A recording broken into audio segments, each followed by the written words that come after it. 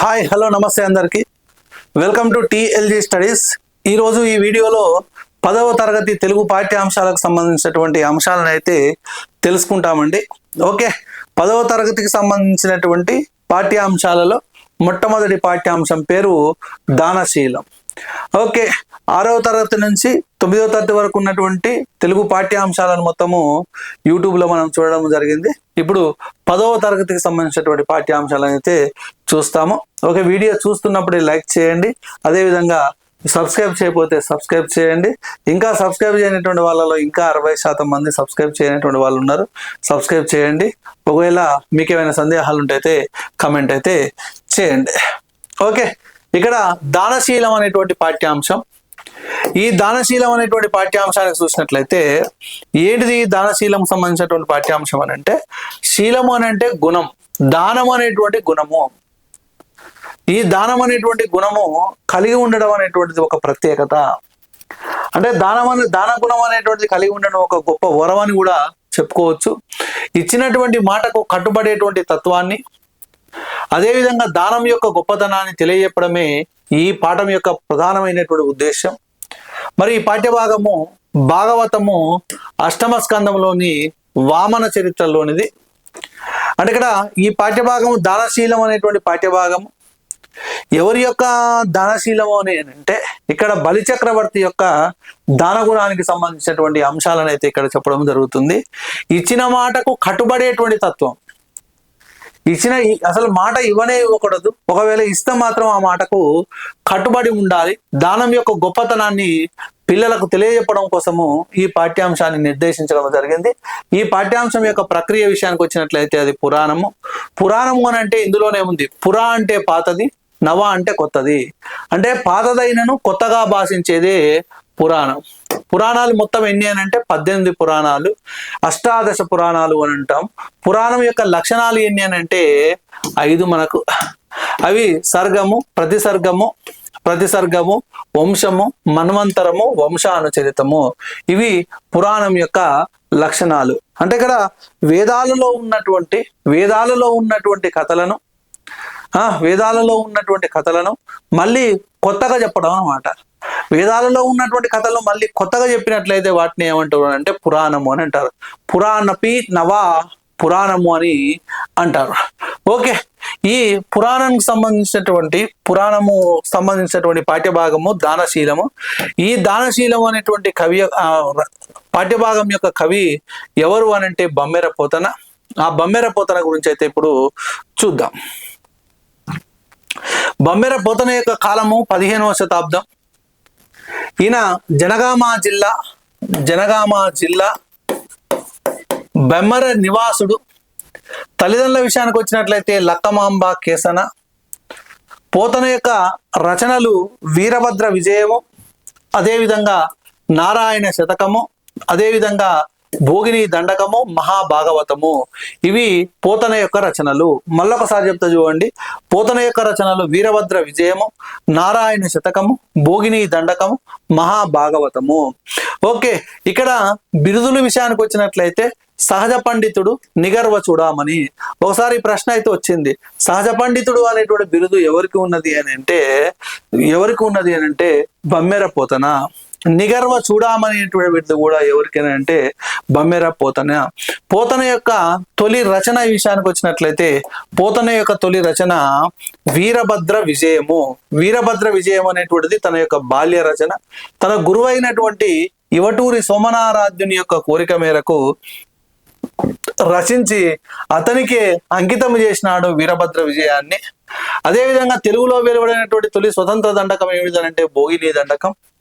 ఈ భోగిని దండకాన్ని రాచకొండ ప్రభు అయినటువంటి సర్వజ్ఞ సింగభూపాలుడు అతని యొక్క ఉంపుడు గత్తె అయినటువంటి భోగిని అనేటువంటి వేషల యొక్క ప్రణయ వృత్తాంతమే భోగిని దండకం.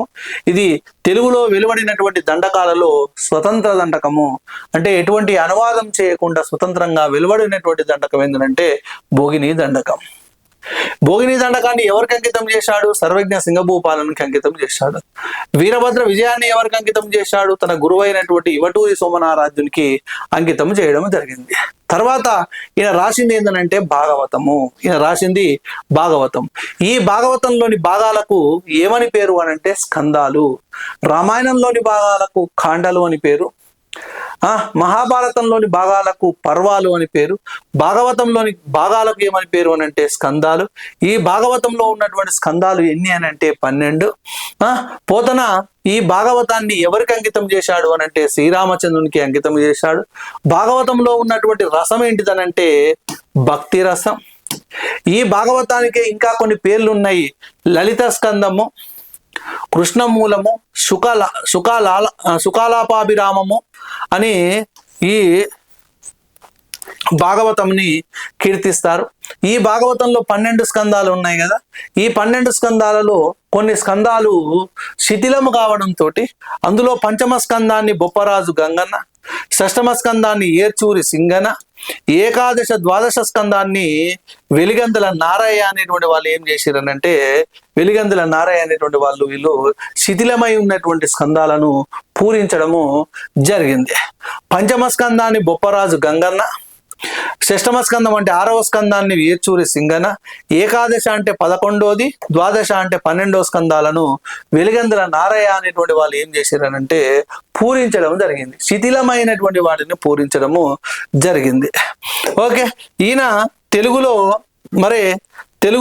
తన కృతులను నరాంకితము చేయనని ప్రతిజ్ఞ చేసినటువంటి వ్యక్తి ఎవరు అనంటే బమ్మెర పోతన. నరాంకితం అనంటే నరులకు అంకితం ఇవ్వను, నా యొక్క కృతులను నరులకు అంకితం ఇవ్వనని ప్రతిజ్ఞ చేసినటువంటి వ్యక్తి ఎవరు అనంటే బమ్మెర పోతన. సర్వజ్ఞ సింహభూపాలుడు అనంట భాగవతాన్ని అంకితం ఇవ్వమని కోరినటువంటి సందర్భంలో బాల రసాలసాలను పల్లవ కోమల కవ్య కన్యకన్ ఊలలకిచ్చి ఆ పడుపు కూడు భుజించకంటే సత్కవులు హాలికులనైననేమి అని రాజధిక్కారాన్ని ప్రకటిస్తాడు. ఎవరు అనంటే బమ్మెర పోతన రాజధిక్కారం ప్రకటిస్తాడు. అంటే ఇక్కడ నా యొక్క కావ్యాలను రాజులకు నేను అంకితము చేయనని ధిక్కారాన్ని ప్రకటిస్తాడు. ఎవరు అనంటే బమ్మెర పోతన. ఈ పోతన చేత తిరస్కరింపబడినటువంటి రాజు ఎవరు అనంటే సర్వజ్ఞ సింహభూపాలుడు. అంటే సర్వజ్ఞ సింహభూపాలునికి కావ్యాలను అంకితము చేయనని చెప్తాడు. ఇంకా ఏమంటాడనంటే మహత్వ కవిత్వ పటుత్వ సంపదలిమ్మని దుర్గమ్మను కోరినటువంటి కవి కూడా ఎవరు అనంటే బమ్మెర పోతన.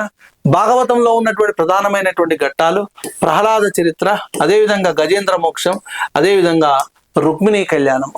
ఇవి భాగవతంలో ఉన్నటువంటి ప్రధానమైనటువంటి ఘట్టాలు.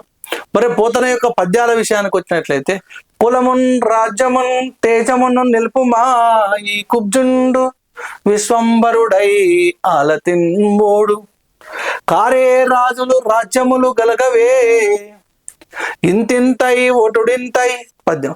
ఆదిన్ శ్రీసతి కొప్పుపై తనువుపై పాలిల్లపై అంశోత్తరీయముపై నూతన మర్యాద చెందు చేయి కిందగుట నా చేయి మీదగుట అంటాడు.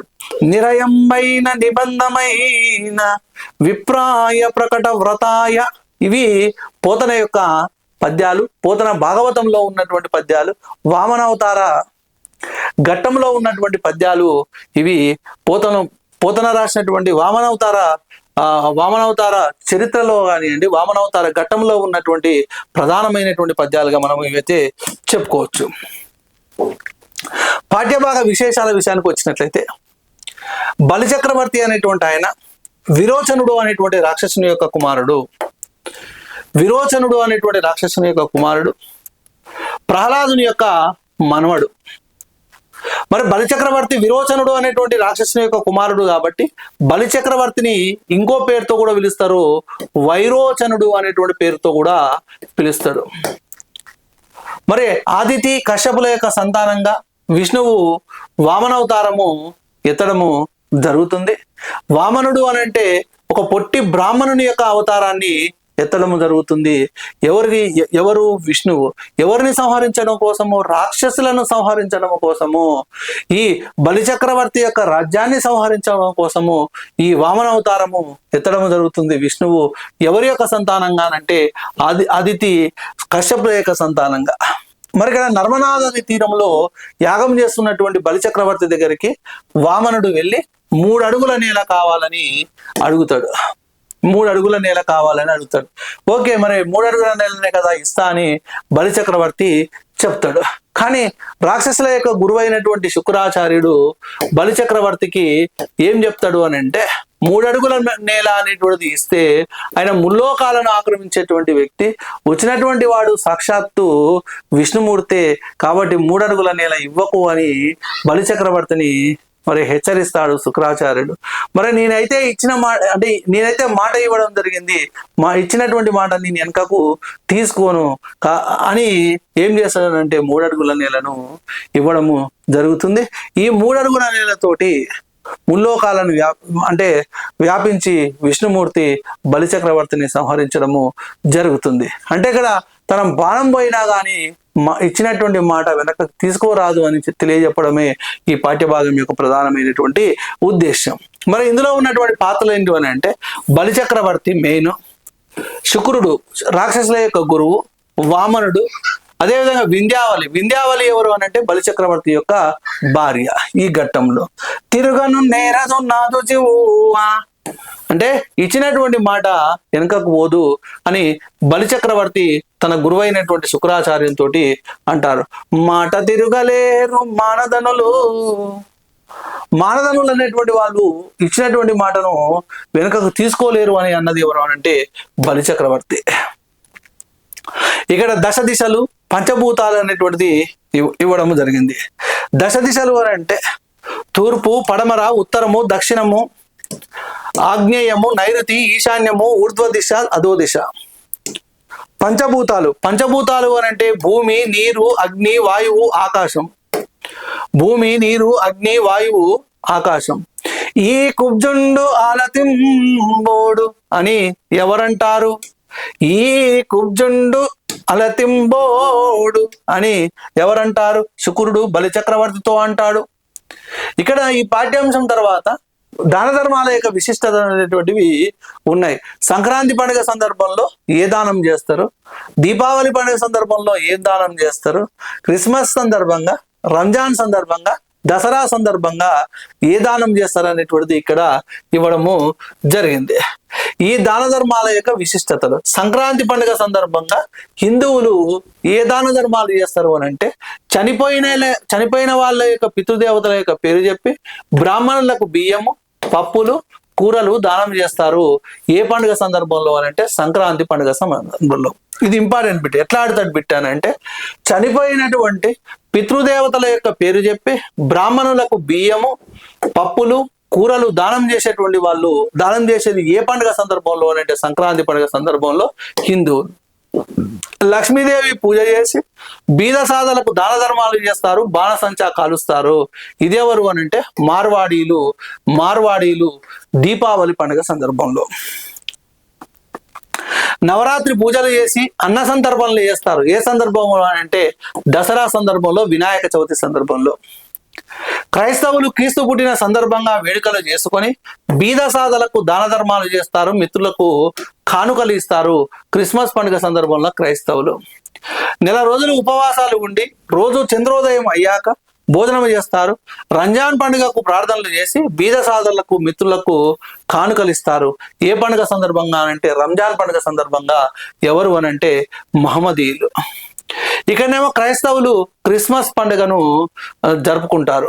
ఈ క్రిస్మస్ పండుగ సందర్భంగా దాన ధర్మాలు చేస్తారు, మిత్రులకు కానుకలు ఇస్తారు. అంటే ఏ పండుగ సందర్భంగా ఏం దాన ధర్మాల యొక్క విశిష్టత ఉంటుంది, ఆ ప్రత్యేకత ఏందో ఇక్కడ తెలుసుకోవడము జరిగింది. Okay, right. తర్వాత చూద్దాం.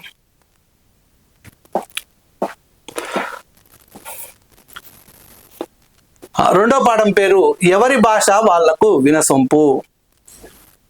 ఎవరి భాష వాళ్లకు వినసొంపు. ఎవరి భాష వాళ్లకు వినసొంపు అని అంటే తెలుగు భాష యొక్క గొప్పతనాన్ని, ప్రాంతీయ భాషలోని తీపిదనాన్ని తెలియపరచడమే పాఠం యొక్క ప్రధానమైనటువంటి ఉద్దేశము, ముఖ్యమైనటువంటి ఉద్దేశం.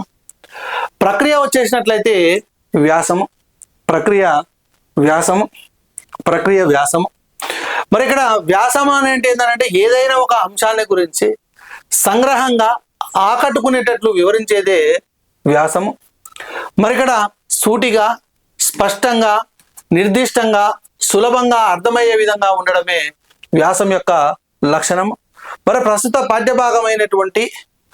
పాఠ్యభాగము సామల సదాశివ తన స్వీయ అనుభవాలతో రాసినటువంటి యాది అనేటువంటి వ్యాస సంపుటిలోనిది ఈ పాఠ్యాంశంగా మనము చెప్పుకోవచ్చు.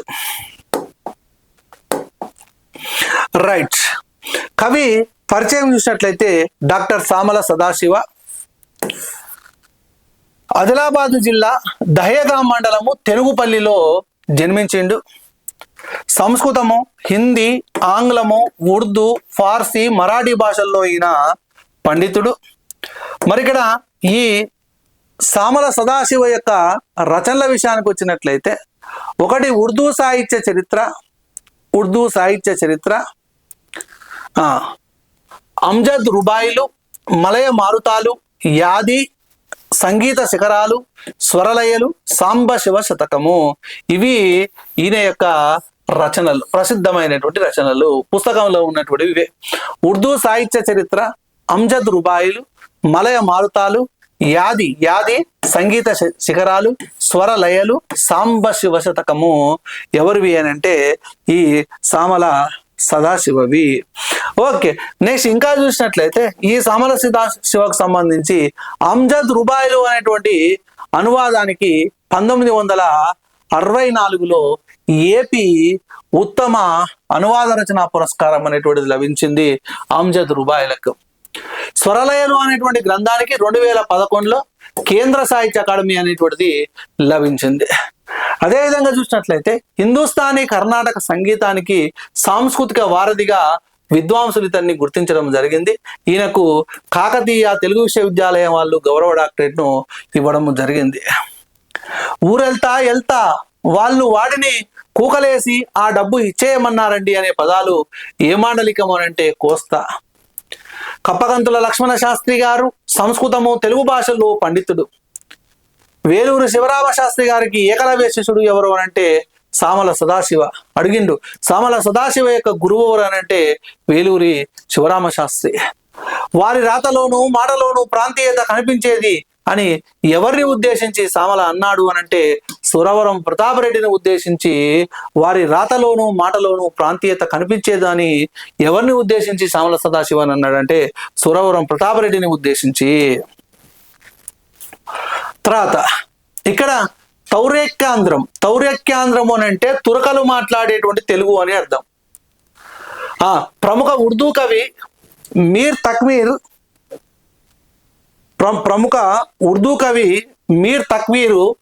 ప్రజల యొక్క పలుకుబడిని, జాతీయాలను మసీదు మెట్ల మీద కూర్చోండి ఫకీర్లు, అదేవిధంగా బిచ్చగాళ్ళు, బిచ్చగత్తెల నుండి నేర్చుకున్నాడు. ఎవరు అనంటే మీర్ తక్వీర్. ఇది కూడా ఒకసారి వచ్చింది బిట్టు. ప్రముఖ ఉర్దూ కవి మీర్ తక్వీర్ అనేటువంటి ఆయన ప్రజల యొక్క పలుకుబడిని, జాతీయాలను మసీదు మెట్ల మీద ఉండి కూర్చోండి ఫకీర్లు, బిచ్చగాళ్ళు, బిచ్చగత్తెల నుండి నేర్చుకున్నారట.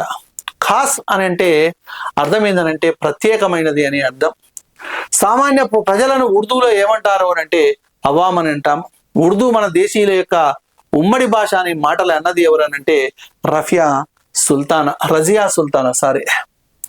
ఇంకా ఏమంటాడు అనంటే సామల సదాశివ, తొలుత తల్లి భాషను నేర్వవలేను, పిదప దేశ భాషను ప్రీతి సాధింపవలేను, ఆ పైన లాభకరములైనట్టి అన్య భాషలను గ్రహింపగవలేవు మీరు అంటూ మాతృభాష యొక్క ప్రాధాన్యాన్ని, భాషల యొక్క ప్రయోజనాన్ని తెలియజెప్పినటువంటి కవి ఎవరు అనంటే సామల సదాశివ.